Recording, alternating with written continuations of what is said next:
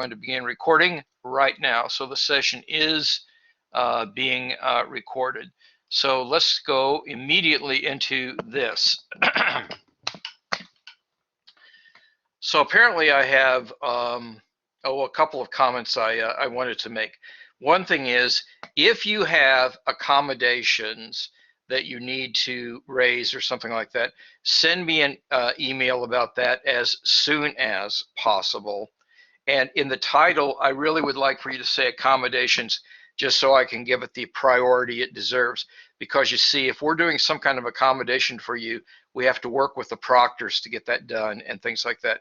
So again, let me know as soon as possible if you have issues that we need to manage, because we are very much about accommodating all students, okay? Next thing, Kathy has a question, I guess. Yes, Kathy, go ahead. I was just wondering how, as far as accommodations for time limits, you had mentioned 3 hours before, but recently it says 120 minutes will be given for the exam. Yeah, and Is I it think that's what I told them, and by the way, they have budgets and things like that for the tutors. So let me know, and again, I'm not talking about you specifically, but if anybody's got accommodations, and Linda and I also will be working because I've made two versions of the exam. Actually, I've made three, and the first one was way too long, and the second one's too short. So we're kind of converging there. So I think what we really should do is stay with the 2 hours, because that's what the proctors are thinking about, and I don't want to change gears on them. Okay, so we're just going to meet for 2 hours that night. And if you have another situation or another kinds of accommodations, talk to me separately and we'll work through something, and you will be accommodated. But I think we're going to be stuck with that. And again, pretty much nothing is perfect during COVID. In fact, the only thing that's perfect during COVID is Linda, and Linda is flawless all the time, but most other things are compromised. So we'll work through this, but let's just say it's going to be 2 hours, okay? All right, and I hope that answered your question, Kathy. So accommodations as soon as possible. I showed you solutions in videos for the first six LSAs, I think, and there's some more LSAs that are still done. You should be doing them. It'll help you prepare for the test, and you'll be turning them in, and those will be graded and solutions will be provided so you can look at them, but those are still work in progress. And one of the reasons that Linda and I are going to make sure that I turn off the video during the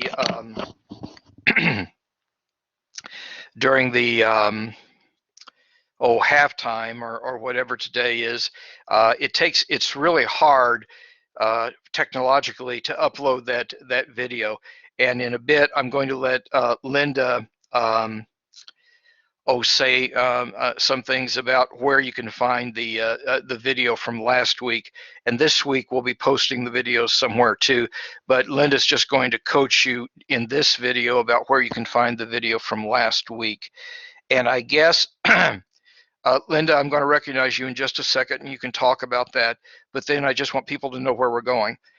Then we're going to open the floor for questions and answers from you guys, and we will go until all the questions have been asked and answered to the best of our our ability. And so that's going to take a while, and that'll take however long it takes. I did come with some content questions so we can do some work during this time, and this would be good work, and I may have you do work in groups, or I may have Linda do some of this stuff. Haven't really decided yet, but the next thing's going to be questions, and next thing's going to be Linda, but then we're going to do questions and answers from the floor. Then we will get into some of the content questions that I prepared, and even if we don't get to those will be useful things for you to look at. I did share multiple versions of the test with Linda, and Linda's going to give you, and this is going to be before we break tonight, Linda's going to give you some perspectives on the content, and I think that will be useful. And then I'm going to give you some perspective on mindsets, how you want to screw your head on as you're preparing for this and coming to take this, and that's going to be, that's tonight's program, okay? So I think before we go to your questions, I'm going to go to Linda and ask what does she want to tell them about if they want to watch the video from last week, how do they do it? Okay, so Linda, you're on. Okay, so I'm going to share my screen with you guys. That way I can actually show you where to find these videos on Collaborate. So if we just go to Blackboard, right now I'm just under the syllabus tab. So I'm going under Collaborate Ultra, just like you would to join this. And if you click on those 3 horizontal lines, then Recordings pops up under the menu. And it gives you all the different recordings for this class. So these, then you can see that right now, this is the one from last week, and it is 2 hours and 40 minutes long. So YouTube has been giving me lots of trouble with trying to upload it.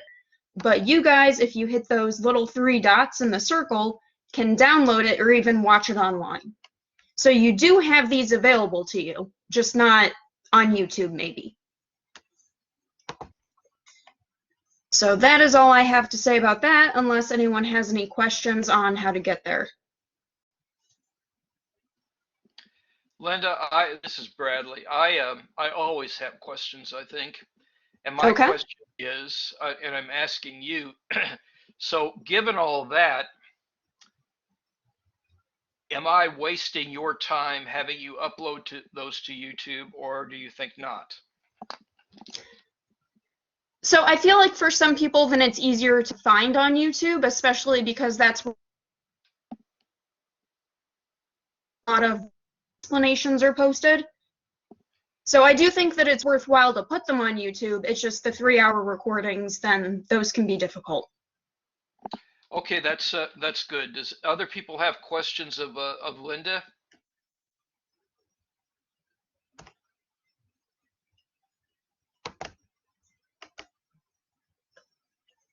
Yeah, what's up, Kathy?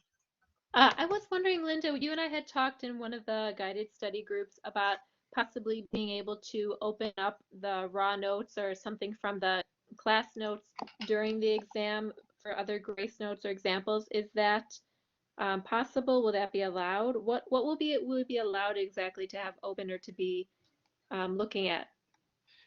You really will only have the grace notes that are attached to the test. Otherwise, they expect you to have blank sheets of paper, that could be your scratch paper. So the grace notes are there, and the grace notes are going to be things that, and I don't have it to do right now, but we've been showing you what the grace notes are, and the grace notes are kind of just torn from the ends of the chapter. And I will, sometime before we do the test, I will post what's in the grace notes, but that's all you're going to have.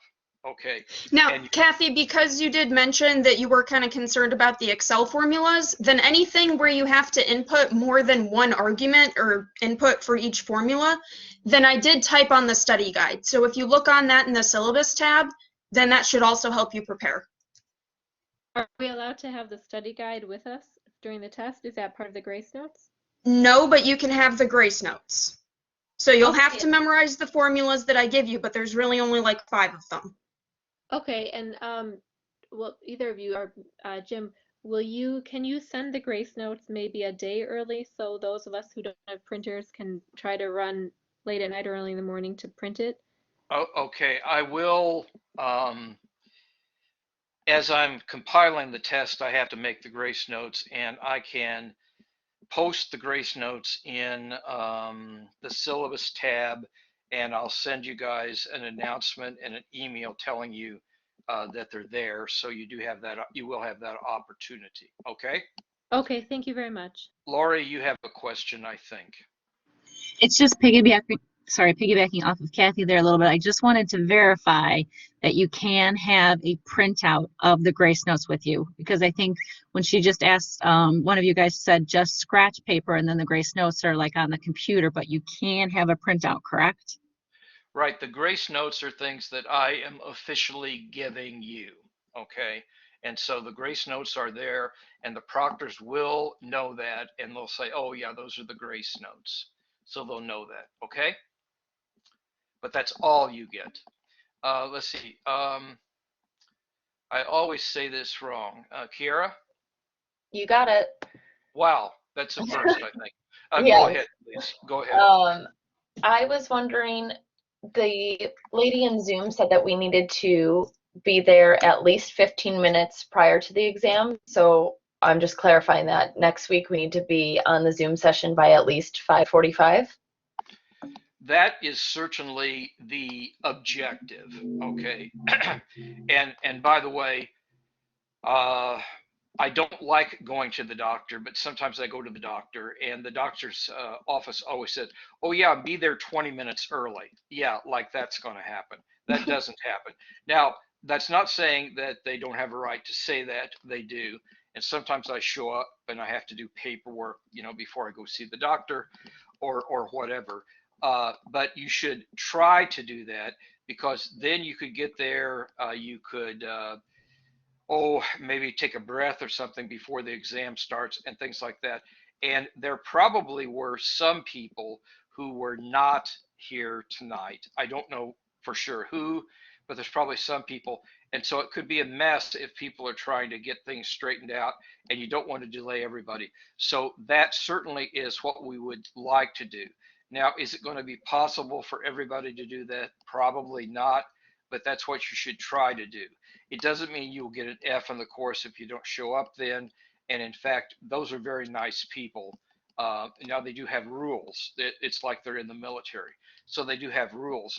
But they are nice people, and we are somewhat tolerant. So try to do your best. But it would be nice if you showed up early. That would just help them get everybody settled in and get everybody started.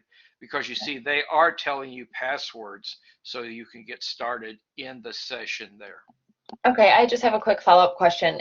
If people in our class are later or whatever and we start later, do we still get the full 2 hours, or do they cut us off at 8? Does it start?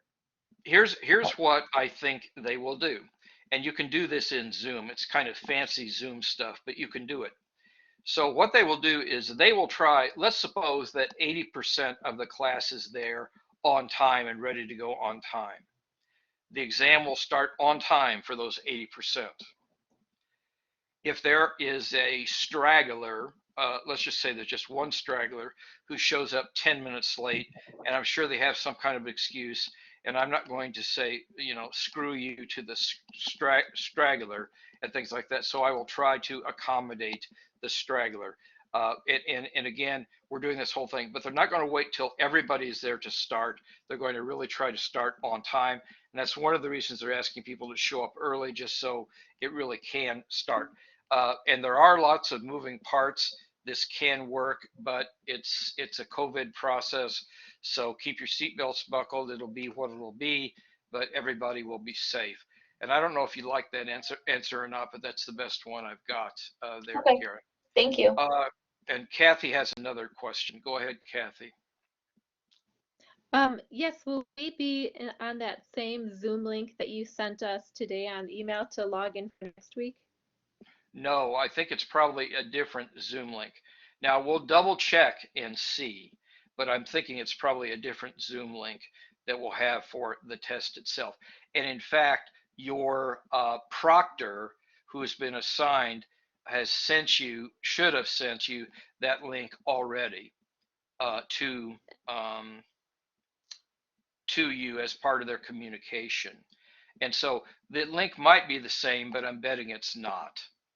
And I have one quick follow-up question then. Will we all be on, like you had mentioned, we'd be starting as many of us together as are there on time and early. Will we all be on one Zoom link where we'll be hearing other people asking questions if they have a problem, or will everyone be alone? No, and in fact, I didn't finish I'm glad you asked the question that way, because I didn't really finish. Okay, so let's suppose that 80 or 90% of the people are there and ready to go on time. They'll just start. And if a straggler comes in 10 minutes late, they'll put that straggler into a breakout room so they're not disturbing anybody else, and they'll get them set up and started. Okay, so I guess what I'm telling you guys is that you shouldn't be bothered by people coming, late, and it really should be very, very quiet. If it turns out that there's any interaction with any people that are involved, like, or if a student has a question, the proctors can toss that person and themselves, and maybe Linda or me, into a breakout room, and we can deal with the question, and then we'll throw you back in the main room. So that part works okay, I think. Would we just raise our hand? I mean, how would we ask a question then on Zoom? Just in the chat, just mention we have a technical issue or a content question? Certainly, I think you could do that. Also, the proctors are going to be watching you pretty closely, really, and so you can raise your hand if you have a question, and they will see you pretty soon. Okay, thank you. And I think Linda's answering a whole bunch of questions down here in the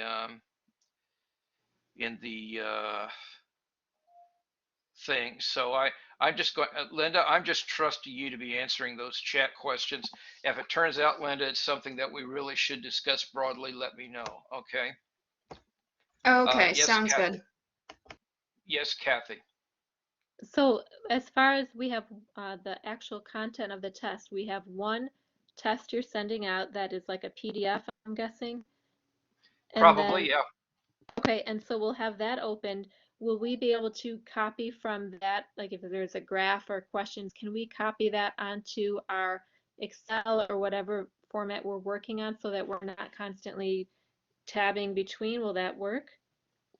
Well, if you print it out, there's not going to be any tabbing because the printout will be in front of you. I won't have. And part of that depends on how good you are at opening different windows and things like that. But you should be able to have a window with a PDF open and Excel there as well. Okay.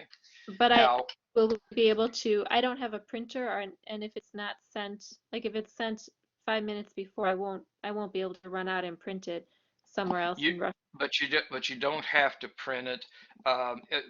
Many students didn't print it last time, and it was fine. Okay, and we'll just copy from, we can just drag and click or copy to enter the data from the test to the Excel. There will be a way for you to get the data there, and there will be some Excel files that I want you to go and get and things like that. So you'll be Okay. managing your desktop, but you can have multiple applications open. Okay. And again, Linda, if any of those things are important to discuss, bring it up and we can discuss it in mass. In fact, maybe I'll just pause with you, Linda, and say, is everything getting answered well, or do you think there's something we ought to discuss here? And I'm just going to listen to you. I think there is a question about people showing their work, how to do it with Excel, what they're supposed to do. But I mean, generally, it's just copying and pasting it from Excel into a Word document and saving it as a PDF, correct? That's correct. And I will tell you is you are being proctored. So suppose the answer is 5, and you put down 5 on the answer sheet. The primary grading instrument is the answer sheet.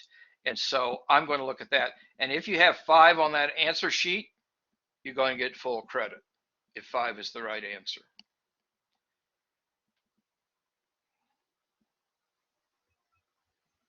And then there isn't a limit for how many tabs they can have open, but if they are switching tabs frequently, then it may get marked for suspicious activity, right?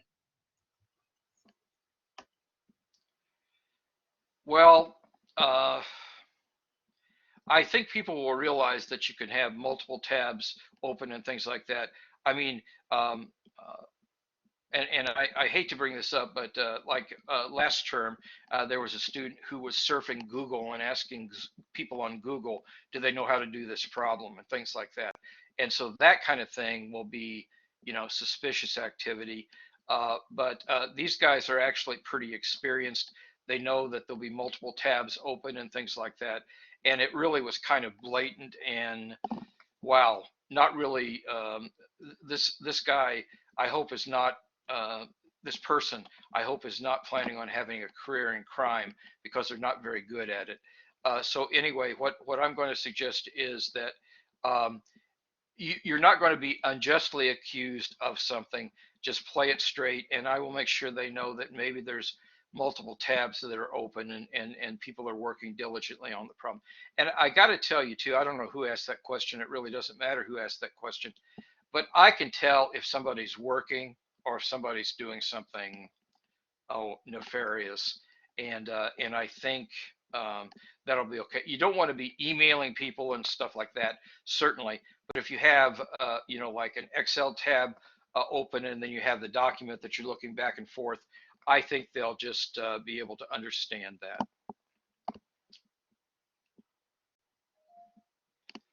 Let's see, that's Kira again.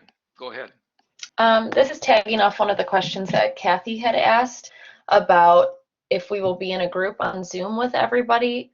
As an example, today when we were in there, I didn't hear part of what the proctor was saying because she had us all unmuted and you could hear everyone else's background noise. And she told us that for the exam, we will have to keep our volume at 25%. Is there a way to request to be put into a breakout room? Because that's really distracting to me. I expect it will be a lot less of an issue at the test kind of thing, and in fact, I was really surprised. I think it was Ruth when Ruth said to be unmuted. I probably would have, if I was running the session, I would have told you to all be muted until I called on you, and then you would unmute.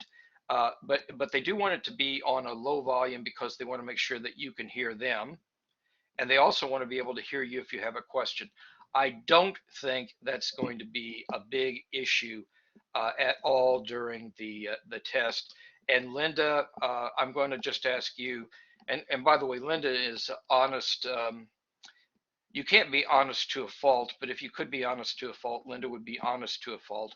But Linda, I don't think that was an issue in any of our exams last year, was it? No, it really wasn't. I think there were maybe one or two people who did end up making a little bit of noise during the midterm, and the proctors actually muted them right away. So you don't have anything to worry about. Okay, great. Thank you. I forget who had the dog. And by the way, I'm sympathetic about dogs because my daughter has dogs, and I love my daughter, so I have to love her dogs. That's the way it works. And so anyway, I do understand about dogs, but if that dog, whoever it was who had the dog, if that dog starts barking, they probably will mute you just to have the dog not be, being friendly with anybody else. Okay, that was somebody else, but then they put their hand down right away, so that might have been a misfire. I'm going to pretend that was a misfire. Do we have other questions? Yes, Kathy. Kind of a silly question, but if we are muted, if we're allowed to be muted, can we have background just calming music without words, just if it helps calm us? I usually do that during tests. I really don't think so. I think that's going to fall outside of the bounds of what we really have. And the reason that's there, and it's not that we think you're dishonest, but if someone had a headphone that could actually be tuned into their girlfriend or their boyfriend or somebody who could actually be working the problem and telling them answers and stuff like that, all that stuff is really very possible. And so I think that's probably not going to be something that you can plan on here. Okay.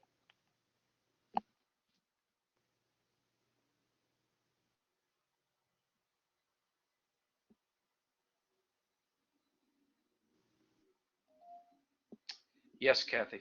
If we review all of the LSAs, are there other questions on the midterm that are not covered in those LSAs beyond, I guess I'm just asking if we cover and we know that we understand how to do everything within the LSA content, is there much more beyond that that we might have forgotten or need to review? Okay, well, I'm going to let Linda speak to content later, but I'm going to give a provisional answer right now. If you understand all the LSA work and you understand all the examples that I did in class, you will be well prepared for the exam. Okay, now that's not saying, and when I say in class, I mean in the VCM or in the videos and things like that. So really all of that is the content, okay? And I think, and Linda will comment on this later, but I think the test is a fair test. I think it is not a trivial test, and but I think it is fair and it's the same for everyone.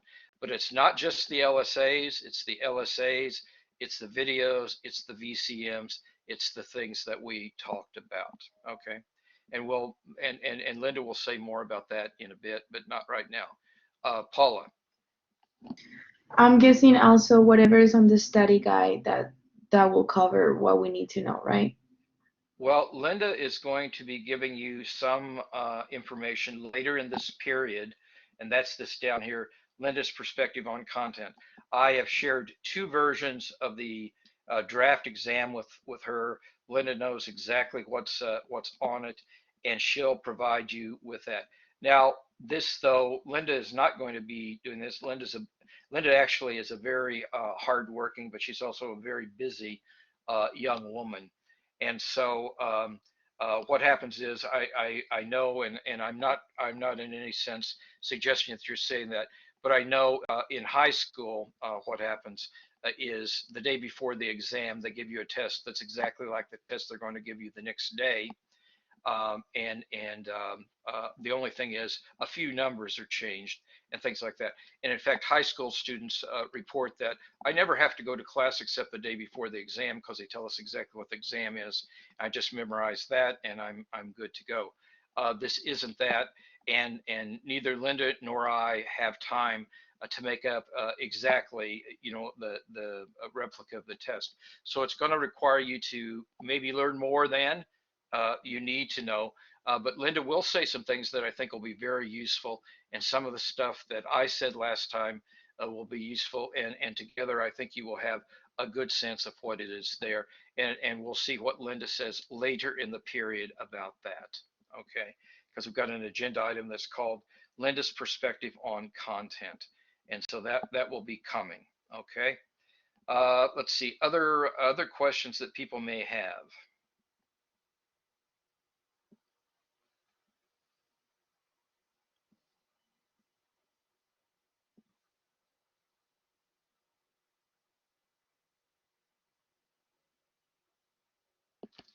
Okay, there's a Sierra. Go ahead, please. Linda, this one's for you. Will you be doing I know you added the Friday, thank you very much, but will you also be doing the regular Monday group study guide the day before the midterm? Yes, I will. So all of our normal GSGs are still there. So this last Monday, yesterday, tomorrow, and then the Monday before the midterm, all of those are still on, in addition to this Friday at 5 p.m. And just as a reminder to you guys, use the Monday link. Awesome. Thank you. Yep, And no problem. Linda, you are getting paid for that extra hour, yes? Yeah, don't worry. That is important to me that you are Okay. getting paid. Okay. I'm sure it's important to you too, but it is important to me. Okay. We've got one more minute, and I think I'm going to just skip ahead to fill this minute with something useful. I'm going to tell you something about mindsets here. And here's what you really want to do. You want to prepare very well for this exam. You owe that to yourself. And then you want to get some good rest, and you want to go into the test. And when you go into the test, you want to do your very best. And I want to tell you something. If you do your very best, you don't have anybody to apologize. If you do your very best, you have not disappointed me. You've not disappointed your parents, your boyfriends, your girlfriends, and you haven't disappointed yourself. But you owe it to yourself to do your very best. So when you go in there, have a positive mindset, show all you know, and if you leave there when you are finished with that test and said, I did my best, you won. Okay, you did what you needed to do. You did all you could, and that's a great thing. I gave this speech. I'm very proud of my children, and one of the things that I'm proud of my children is all three of my children were captains of their varsity sports teams their senior year. And in fact, this was a very big school, so even making the varsity was an accomplishment. But they all three, in fact, were captains of their teams. But I told them each when they went into the state tournament, there's only going to be one team that is the state champion, and it's probably not going to be your team. So at the end of that game, what you want to be able to do is say, you know, I did my best, and maybe it wasn't enough, but I did my best. And so you guys want to do your best. And I'm telling you here and now that if you do your best, that's all you can do. So now that's mindsets. I said it now in the middle instead of at the end, but I think that's okay. We're going to go on break now. It is 7:20. It is 7:16. Linda is going to shut down the recording, and we're going to reconvene at 7:26. Linda. So real quick before we shut off the recording, then it is survey week for tutoring. So if you guys want to fill out this link during your break, then it would be much appreciated. And you may want to remind them later about that too, about the link. But okay, so that is good. And I guess I'm going to call it, well, no, it is still 16. So we're still reconvening at 7:26. And Linda's going to turn off the recording for a while.